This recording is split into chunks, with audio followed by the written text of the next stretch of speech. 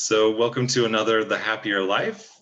This is PJ Ferguson, happiness coach and happier life consultant. And our guest today, this is a Gurus and Guest edition. Our guest today is Linda Salazar. She is a wonderful person and getting to be a longtime colleague. We've kind of worked together for a long time.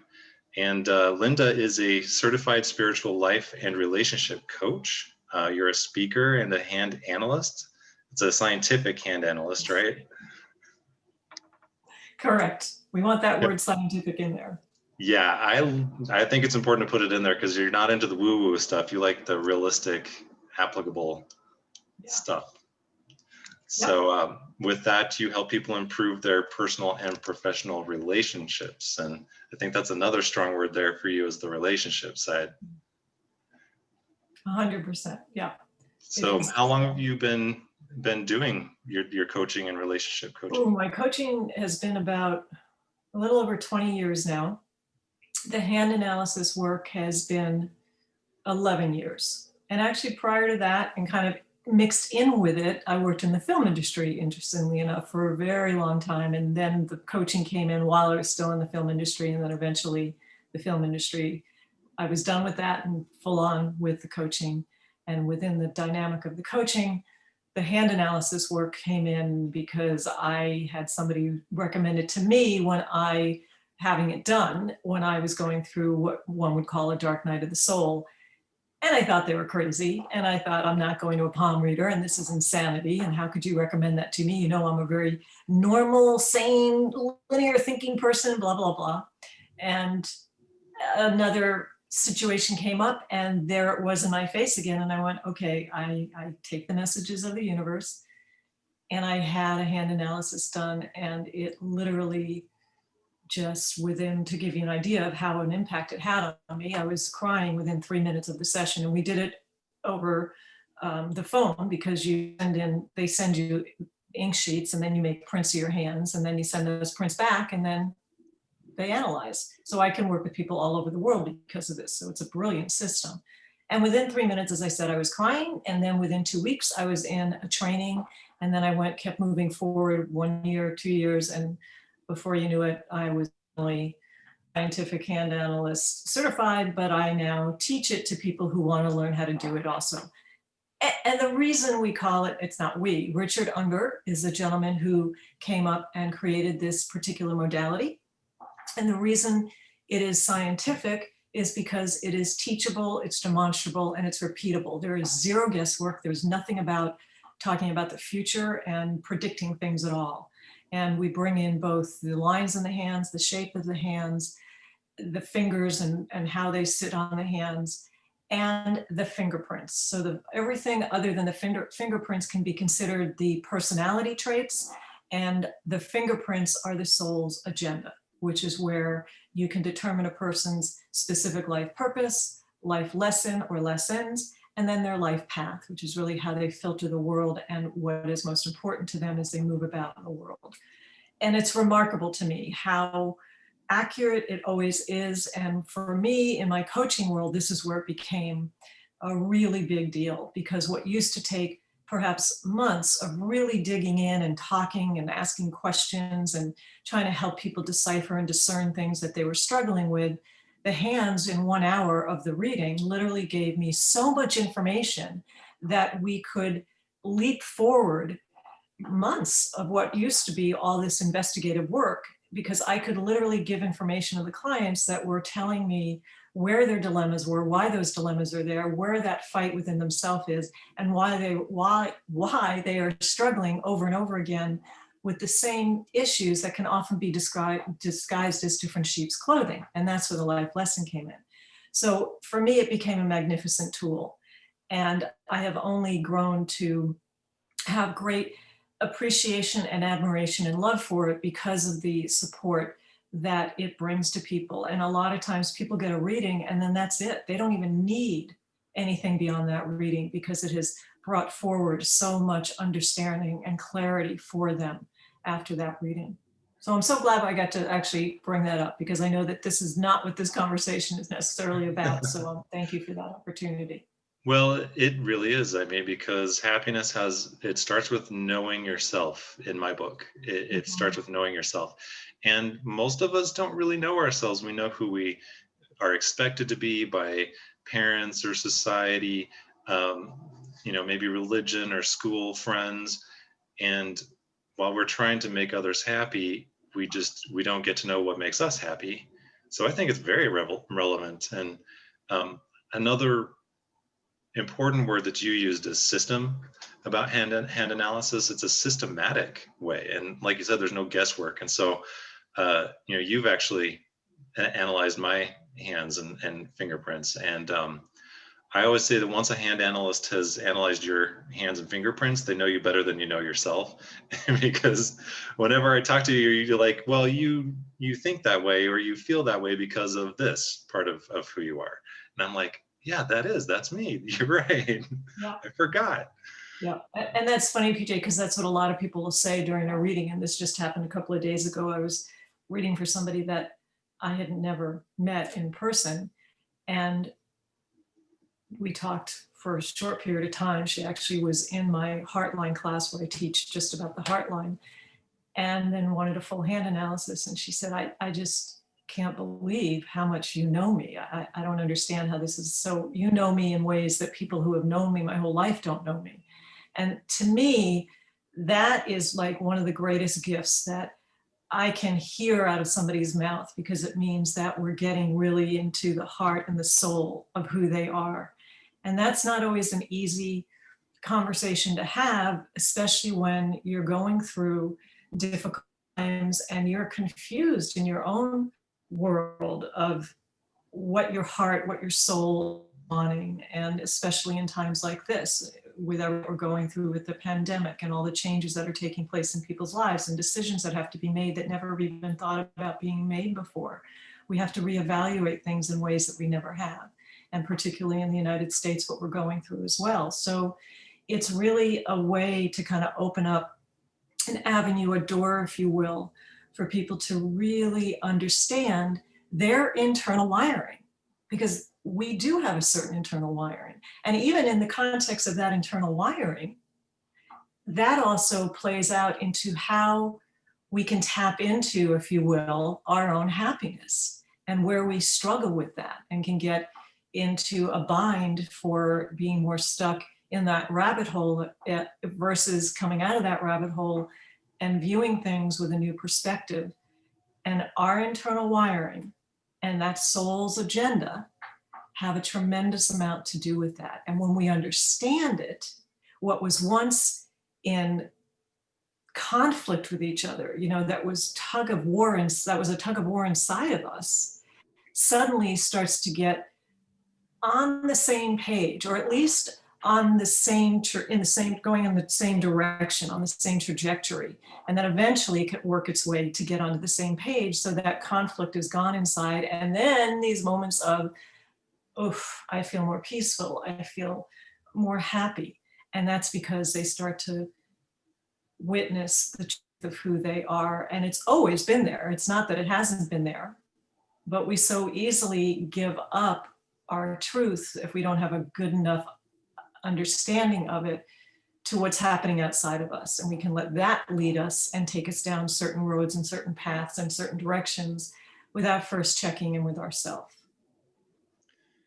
Yeah, a big part of that is the internal conflict that you're talking about, because if we don't have peace within ourselves, then we really can't have happiness. And I when I think about it, I really don't see a huge difference between peace and happiness. I Mhm. think they're different colors or aspects of the same thing that I think a lot of us are looking for. And as long as we're fighting against ourselves, we're just not going to get that. So a lot of what you're saying, the big thing that I just kept coming to my mind, because this is what it translated for me. What you're talking about is that it's if we're wired a certain way, it's okay. It's okay to be who you are. It's okay to be how you are. And once you accept that and say that it's really okay for me to be, for me, I'm an introvert, and I was always taught that introverts are less than extroverts. And that one thing actually caused a lot of pain for me. But once I realized, oh, you know what? it's actually okay to be an introvert. There's nothing wrong with introverts. You know, introverts are actually really great. Um, that changed a lot of things for me. So you help people look at those things that maybe they've been taught are bad about them, are less than or unworthy. If they think or feel a certain way, they may have been taught that it's not okay. And, you know, one thing that you really help people do is learn that it's really okay to be who you are, and it's okay to have feelings that are uncomfortable or difficult. um, And it's even more than okay. I've gotten to a point in my latter years that it's mandatory, for us to get to that place of peace and that happiness. We get there when we really do start to own up to what matters to us, what's meaningful to us, and operate from that place. But that's not always going to be uh, such a straight road for people to travel, because it can depend on your upbringing. It can depend on what you were told as a child, and that can take time to kind of shed all of those beliefs.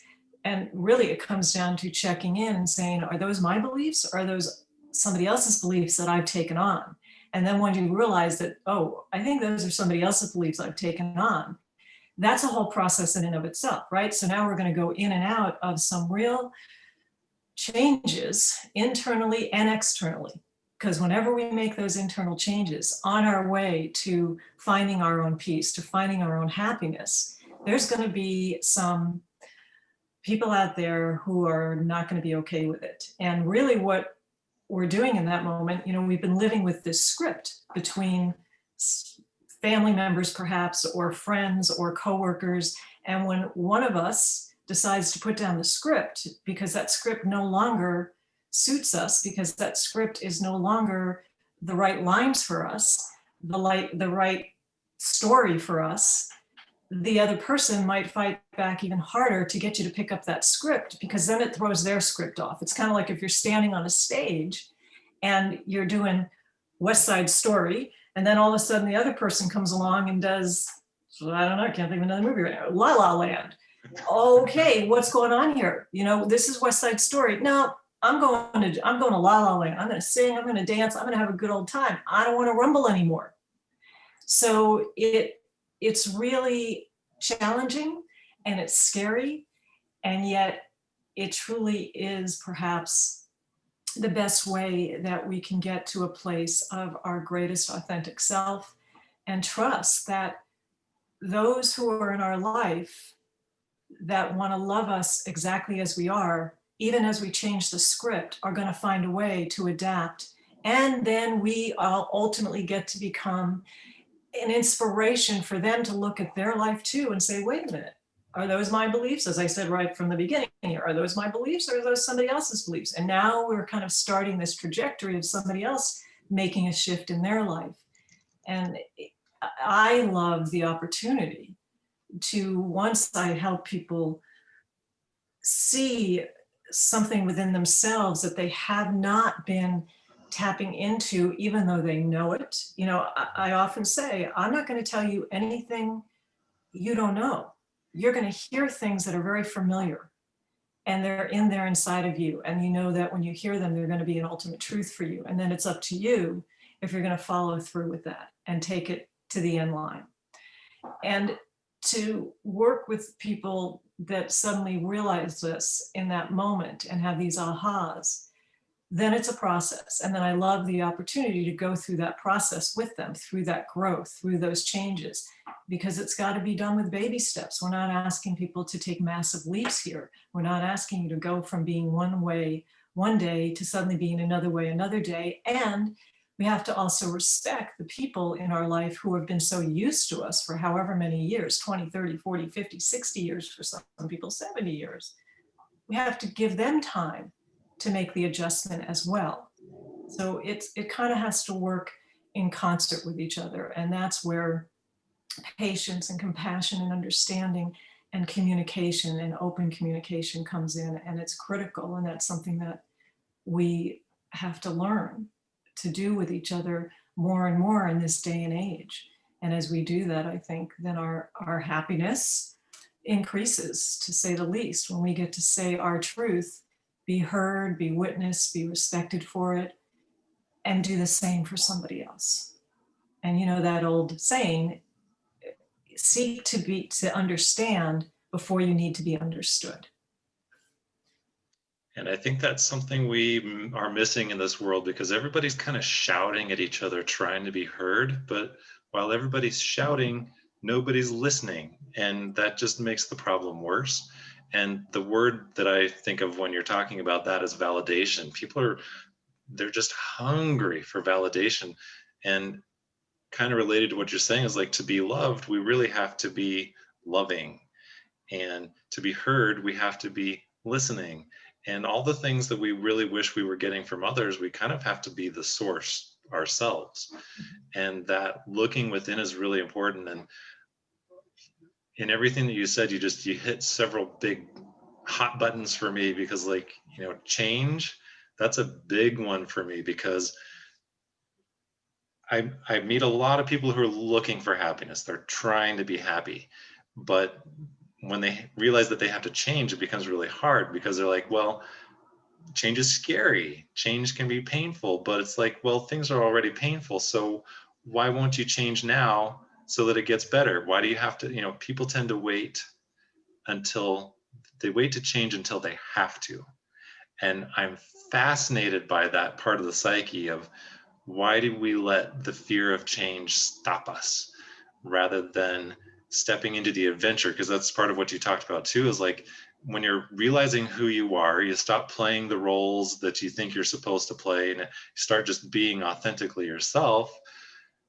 Well, now it's a new adventure. It doesn't have to be scary, and maybe it is scary, but roller coasters are scary and people still go on those rides. Well, this is the ride of your life. How I think what you really do is help people let go of some of that fear by giving them some of that knowledge, shining the light into the darkness, and say, hey, well, because when people stop playing the roles others expect of them, they don't know who to be. And so I think part of what you do is you help people understand, well, this is who you are, and here's different ways that it can manifest in your life. And I bet with your coaching, you probably help people understand what they're passionate about, what they feel drawn to. And in that process, I'm kind of I'm a Netflix binger. I watch a lot of stuff in the background just to occupy my mind while I'm working on my own things. And Cobra Kai is just kind of a Oh yeah. kickoff of the Karate Kid. Have you? Okay. I haven't seen it. I've just seen the little advertisements for it, but I haven't seen it, no. I love it. I adore it. I cherish it. They have done such an amazing job. And one thing they say, that's what you're talking about, that's so powerful, and they say it so succinctly, is flip the script. Mm. This is the story of your past. We'll flip the script to what you want it to be moving forward. And that's the opportunity you have right now. It's like, okay, you want to change? Well, flip the script so that it's supporting. It says, yeah, you can. Yeah, you can succeed. Yeah, you can be what you want. You can do what you love. And yes, you are worthy.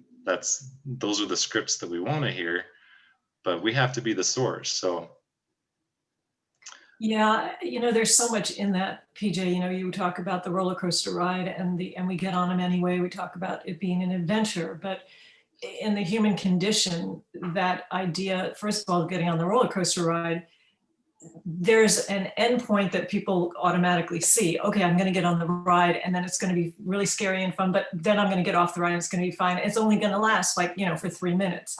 And of course, then there are some people who are like, you're never getting me on that roller coaster ride. I love roller coaster rides. So that idea is that they see, if all goes well, there's an endpoint and they're going to get off that roller coaster, and then they're going to go about and have some more fun. When you're in that midst of a major transition and you're wanting to shape your world in a new way, there's a lot that you're going to go through that is going to be painful.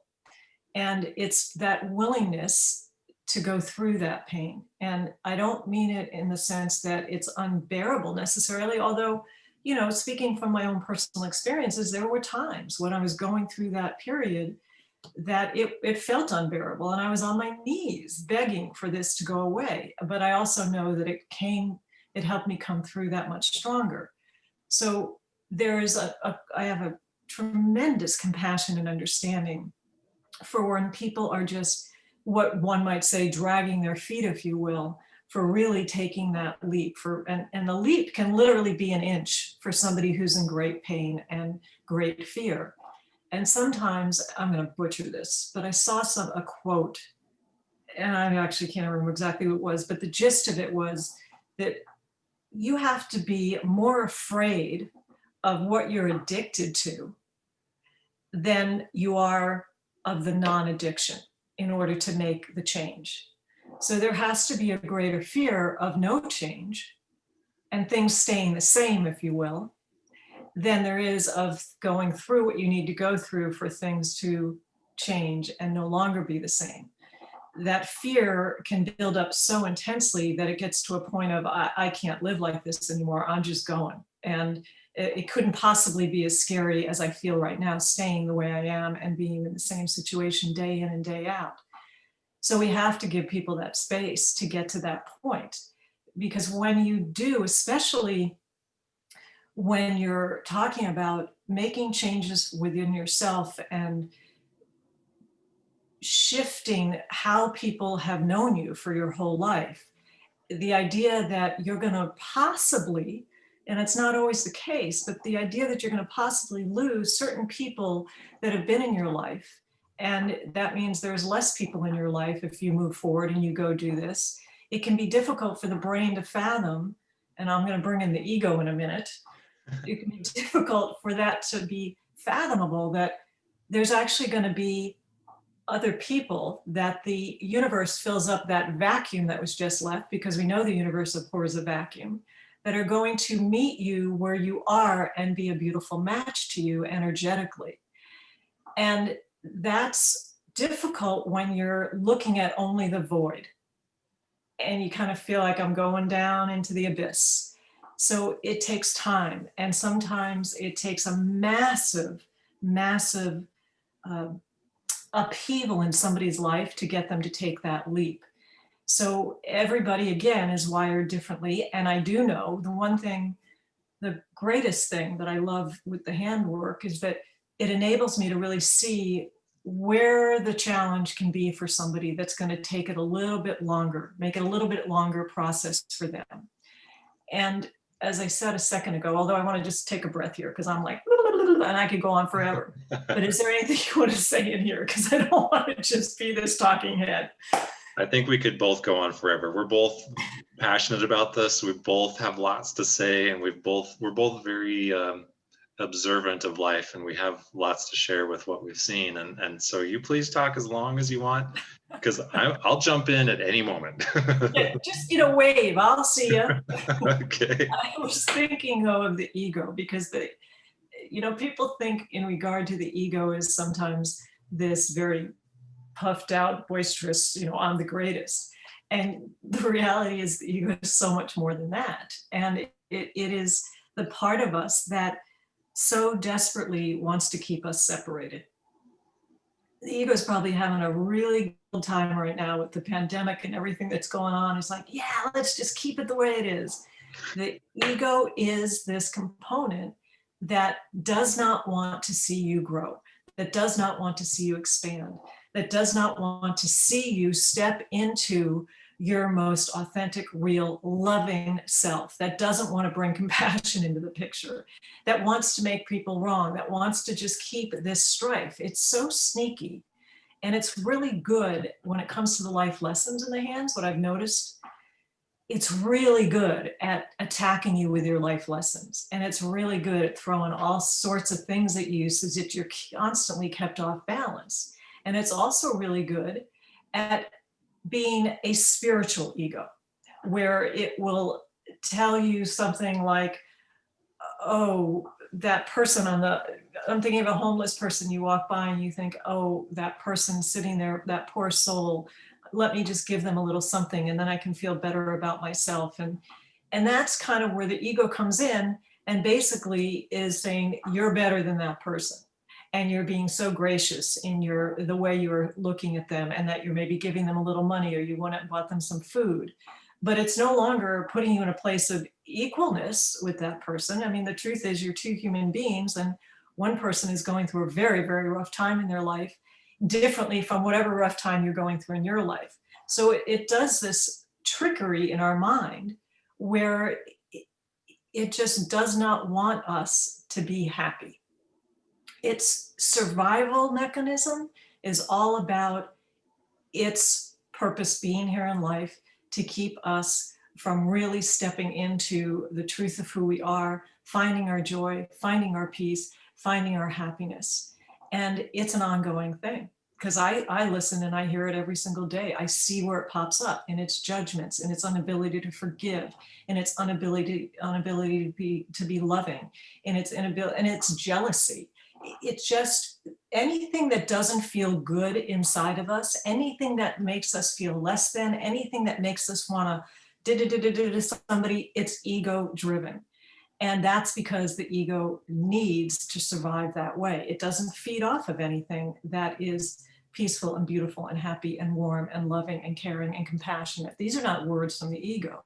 That's where soul lives. And so we have to become incredibly awake, if you will. And I don't really like to use that word because it can be overused, but we just have to be incredibly aware to that voice in our mind that wants to keep us in that rabbit hole and that wants to keep us separated, and start to become more aware of our own behaviors and how we put that out there into the world, and then see what comes back at us. And it's an everyday job. It really is. I mean, I can honestly sit here and tell you, as I'm talking right now, I can hear my ego saying to me, well, that wasn't a very smart thing to say. Well, did that even make sense? I literally hear that, PJ, because it wants to throw me off my game right now. And I so, believe okay, you. I okay, believe you. throw me off my game. Because what I know is the minute I bring it out, then it's like, oh, I got to go back into the suitcase and find more stuff to get out because she picked up on that. So it's fascinating. And again, it's funny when you can get to that point. But in the process, as we go back a little bit, to get there, when you haven't been aware of it, it's really uncomfortable and it's scary. And it's going to take a minute to get your feet planted more firmly in this new ground that you're wanting to step onto. Yeah, you mentioned the word soul, and you talk a lot about heart and soul, a lot, because that's the realm of abundance, true success in my definition, thriving, and happiness really goes with all of those things. And that's a place of being connected and acting from a place of love rather than fear. And the thing about ego is that ego is completely driven by fear, fear, fear, fear. And so it actually, my observation about ego is that it's most afraid of not having something to do. And so it keeps knocking us off our game. It keeps us questioning ourselves and making us feel unworthy, because if we're unhappy and if things are all sideways in our lives or upside down, then it has something to do. It has something to fix. And so our job really becomes to step into that place of heart and soul and being in the present moment as often as we possibly can, because then we can say to ego, thank you for trying to help, because I know that's what you're trying to do. You're actually trying to help, but you've got all the wrong tools for thriving and happiness and love and true inner peace. And so we'll use those tools to work on this. So this is what I do for myself, is we're going to use those things to work on something better. And here's a better world we can create. Here's a better life we can create. And when we get knocked off our game, I think we can use the thriving tools like humility. It's like, oh, okay, I was getting up with ego again, and this is my reminder to step back into heart and soul and step back into joy and flowing with life. And I just have to back up to what you said about the roller coaster being a known quantity. And it's amazing our ability to stick with our misery just because it's a known quantity. Exactly. Yeah. And the point about the roller coaster I really loved, because like you're right, we can see that this roller coaster is going to have 6 loop-de-loops and an up and a down, and I know whether I can handle that or not. And when we step on the roller coaster of life and choosing our own destiny, we don't know what's going to happen. We don't know how it's going to go. And that's an unknown quantity that's a little bit scary. And I think we really have to learn how to trust ourselves, and that trust builds over time. And so, happiness does become a lot of, I don't like this word, but work. And Oh, yes. people Yeah. people kind of want the instant gratification. Yeah, I just want to be happy now. I don't want to have to work for it. I just learn some secret that fixes the rest of my life? And that's not the way it goes at all. No, only if that were true. Yeah. Yeah, We wouldn't be having this conversation if that were true. no. And so I think if we start to learn the tools for thriving, the tools for happiness, like optimism can be really helpful, because ego is going to be the part of this that says, yeah, you're going to fail, it's not going to go your way. And if we're optimistic, we can say, yeah, I will probably fail a bunch of times, but I'm going to do a little better each time. And that's what we're going to do now. We're going to take the next step the best we know how, and we'll let the rest, it hasn't happened yet, so we don't have to worry about it. Things could go amazingly. Right. Yeah, Things could go either way. Yeah. yeah. And so ego, that's our threat zone, fear. But optimism and our attitude, that's in our choosing. We can choose something from heart and from soul and from love and from joy, and act optimistically, have a positive mindset and say, I I can choose where the next step goes. And I would like it to go in a better direction. So let's do that step right now and then see what happens. Right. And you're talking about basically controlling what you can control, because when we have things going on outside of us that are completely out of our control, to put a whole lot of attention on that absolutely takes away our happiness.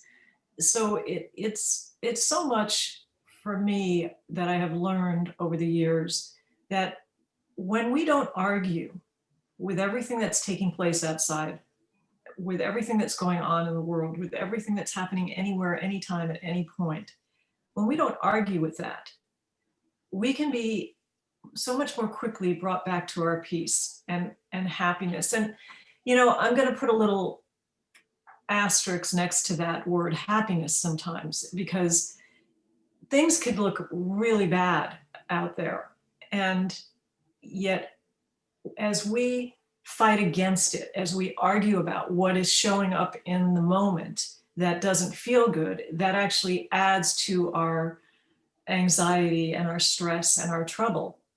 But as we just kind of go, okay, this is what is, it doesn't necessarily mean that we're going to be happy about it in that moment. The happiness still lives in us, but there's other emotions that are coming up that we never want to deny, that we never want to dismiss, because it's normal to feel sad. It's normal to feel at times despondent. It's normal to feel uh, the jealousy. It's normal to feel all sorts of things, the fear. And when we allow that to be in us and move through us, because it's an emotion and energy in motion, it's going to get through us, right? We're going to get past that. But it's when we argue with anything that already is happening and is where we ultimately end up creating our greatest suffering. And so I have found that when I see something happening, or somebody has said something to me that I don't like, it's that moment of, first the defense might go up, or first the argument might go up, or first that moment of, I don't want it to be like this. This isn't okay. And then I kind of have to calm myself down and think, okay, but this is what is. And so if you step into the what is and you just get still inside for a moment, are you okay? Is everything okay right here in this very moment?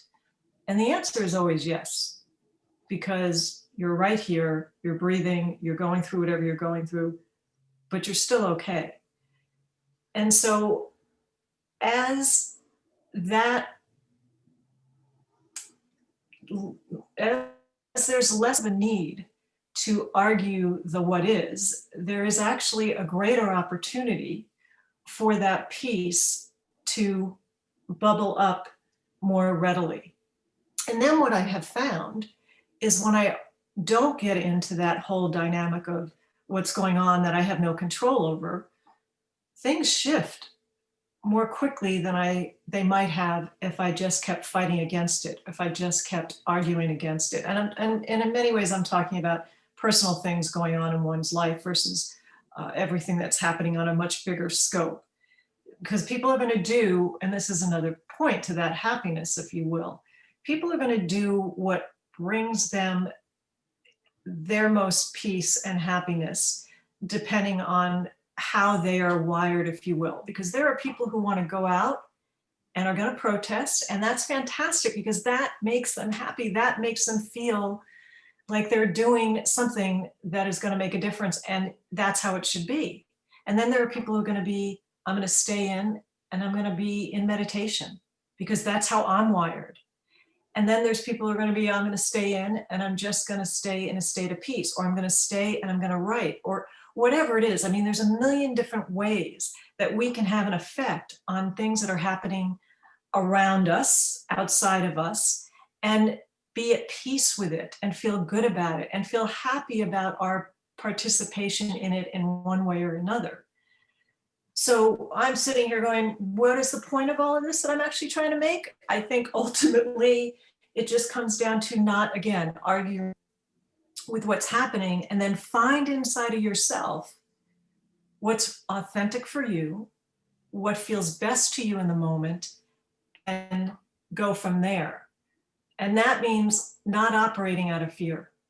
Because when we operate out of the fear decisions, it can very often it backfires on us. When we operate from a place being very clear on what we want to do internally, and we're very clear about that, and there's a place of peace in us that we are feeling about our decision to move forward and to take whatever action we are choosing to take, the outcome can be very, very different than when we take it out of fear. Yeah, I think that's when all I you're have to say about that. well, when you're talking about fear and trying to change things that you really don't have any power over, it's because ego loves to fight. But the thing is, as soon as you step into that place, you're stepping into ego. And again, that's the place that we're trying to get away from. If we're seeking happiness and peace and joy, if we're fighting against what is rather than I don't like the word surrender. I use acceptance, but people come to those words with different approaches. So I just say either.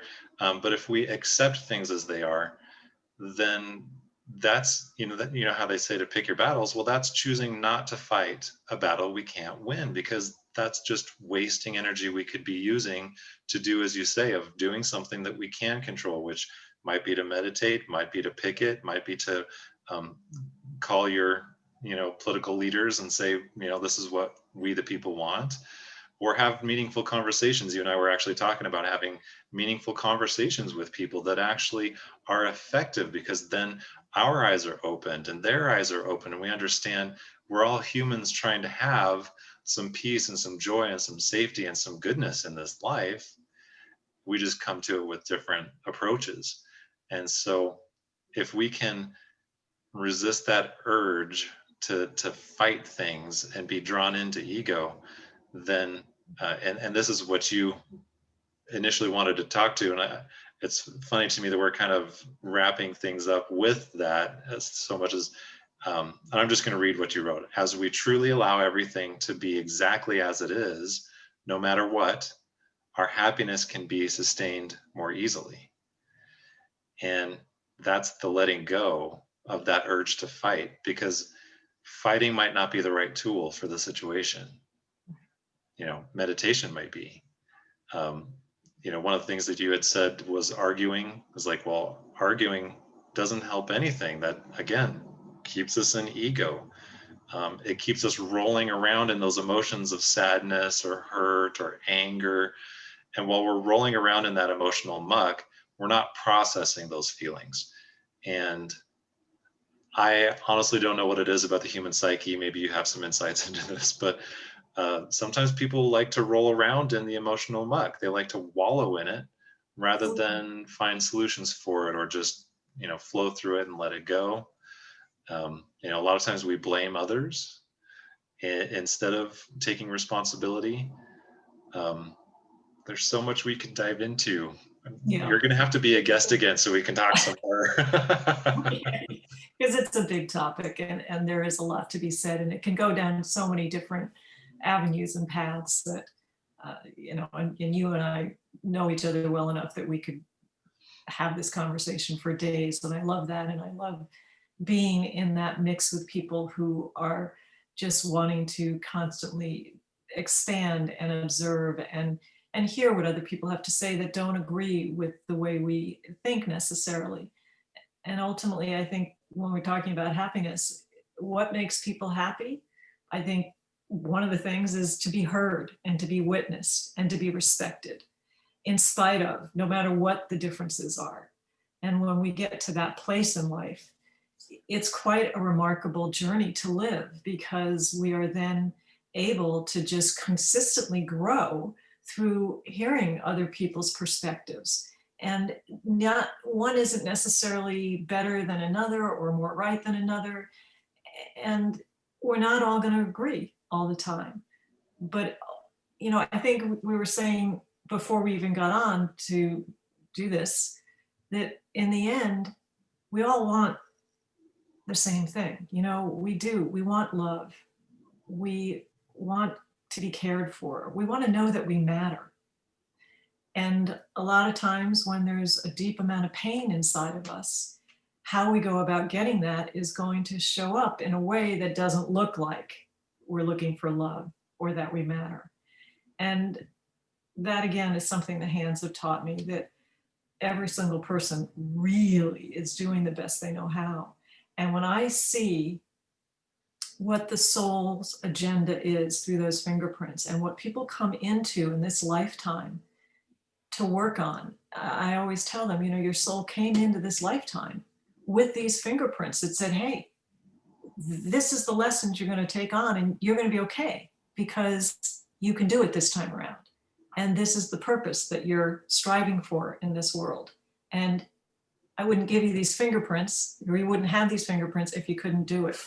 So it gives me tremendous hope and faith and greater understanding that we're all here with very specific gifts and purposes. And when we tap into that and honor that within each other, it becomes a remarkable experience, this thing called life. Yeah. I think a lot of people approach life thinking of it as a bunch of destinations. We keep thinking, we put our eye on this destination out there. Oh, I'm going to be happy when I get over there. When life looks like that, I'll be happy.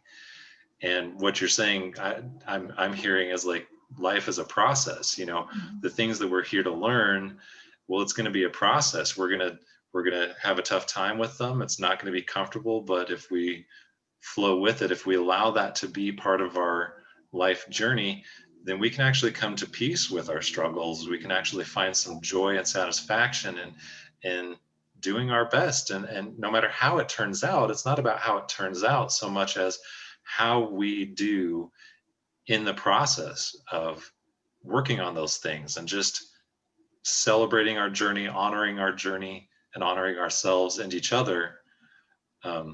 Something else, I'm sorry if I am taking us in a wrong direction. No, you can't do that. That's not But possible. something that you had mentioned was like one of the quickest ways to be happy is when we give to others. And as you're talking about some of the things that we want from life the most are love, to feel like we matter, to feel safe. Well, I'm just curious your thoughts on how we could find happiness through giving those things or creating those things for others.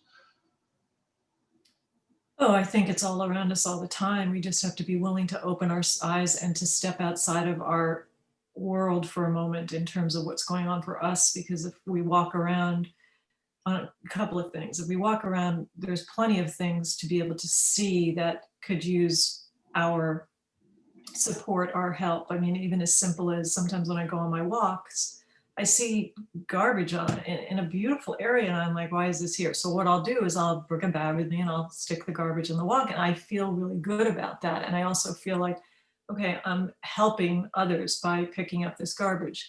Then you look around, at least I do, I see things, it's just people doing the most kind things for people, as simple as they've been in the grocery store and letting somebody go ahead of them, or one person who had more than 15 items in the 15 item column, and the person behind her only had a few. And I was kind of watching how this is going to take over.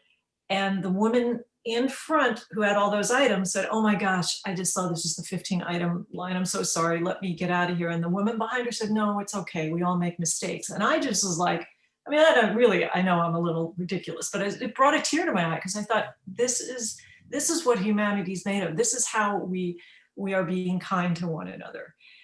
So it's all about, just when you're in your worst state of mind, if you can just think, okay, I can do something for somebody. What can I do?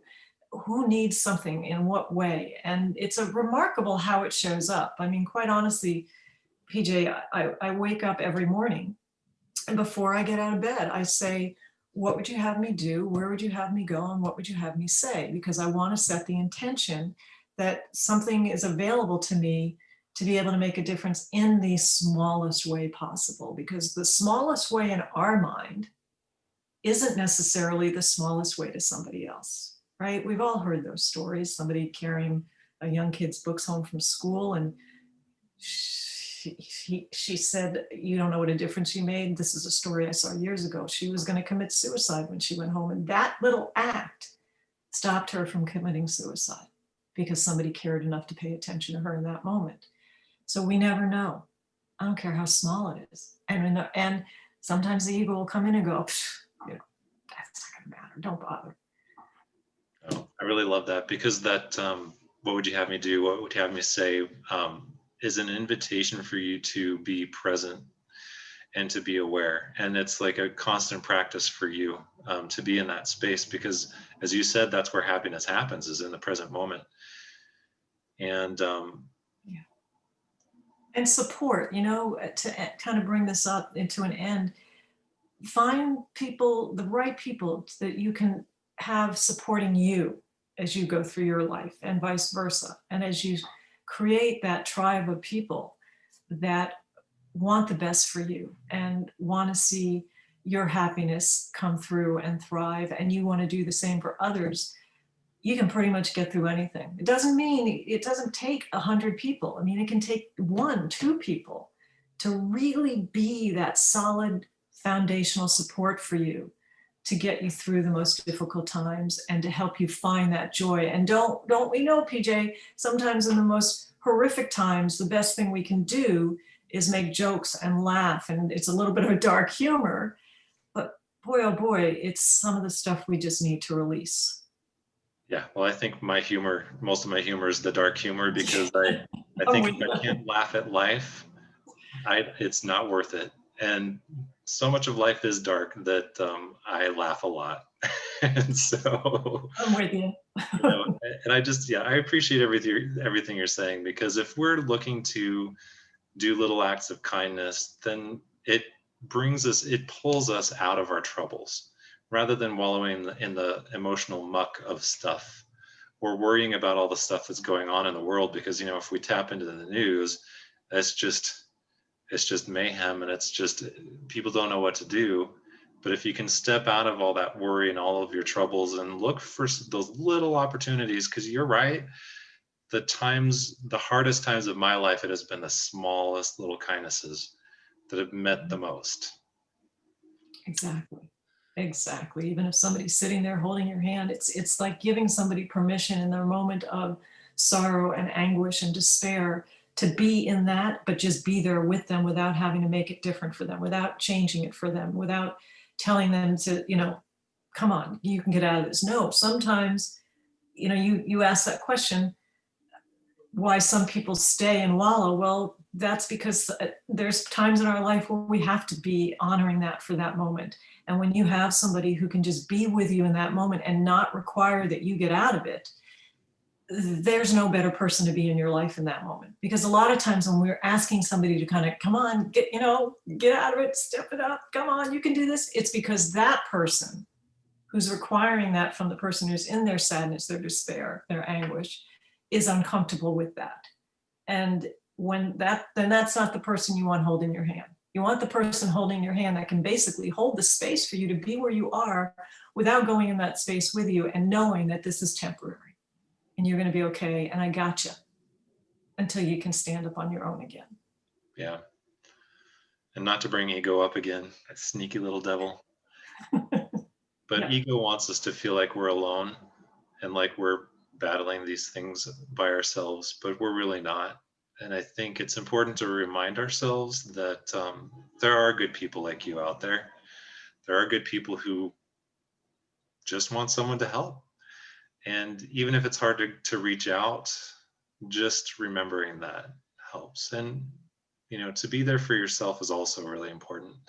And to remind yourself that you are there for yourself. Things might be tough, but rather than battling, you're going to be there to support yourself, to find some peace and some joy and some love in this world, even if you're the source sometimes. But I do think you're right. It's worth it in this world to step outside of ourselves more often and to just do those little kindnesses. I think that's a really wonderful way to leave this. If that vibes with you, is just look for those little kindnesses that you can do, and you don't have to be thanked by the person. In fact, they might be mean back to you, because I get that a lot. Oh, And that's not what matters. It's what matters is who you're showing up as and how you're showing up for yourself in this world and for your life. That's what matters. And every kindness you do in the world is going to matter. So yep. And even the anonymous ones, it's kind of fun when you do something anonymous and the person has no idea. And then you just know inside of you. And then it's even, I like to not even tell anybody. It's just like, ooh, my little secret. And that just warms me. And I don't know, it comes back tenfold, to be very honest with you. And that's not why we're doing it, but somehow it does. And it's how the universe works. And it's a very, very benevolent place. And I am ever so grateful for its benevolence. yeah. And I'm grateful for you and you doing this and your kindness and your heart. Thank you. Oh, thank you for saying that, because I appreciate your goodness and kindness. You're one of the strongest people I know. I'll say it that way, because you're very strong as a person, but you don't ever go looking for validation or like, when I think ego, you would never be a person that I would think of in terms of ego, because Oh, you're trust just, me, it's there. I believe it, but whatever. Oh, You I do such a appreciate great that. job of not operating from that place. I'm always impressed by you. Oh, thank you. I deeply appreciate that, my friend. Thank you. Well, I would love to have you on as a guest again. So everybody check out Linda's stuff. She's your website is yourpeaceisinyourhands.com. And I'm gonna, I literally just went, is that my website? Your piece is in your hand. And I was like, yep, it is. and That was, I'll post the link in the notes for this video, this podcast, so everybody can find you and find some peace and some self awareness and knowledge to help them on their journey. And so thank you again for being here. I hope you'll join us again. thank you, And PJ, and thank you everybody who was watching, listening. Appreciate it. all right, you take care. Take care. Bye-bye.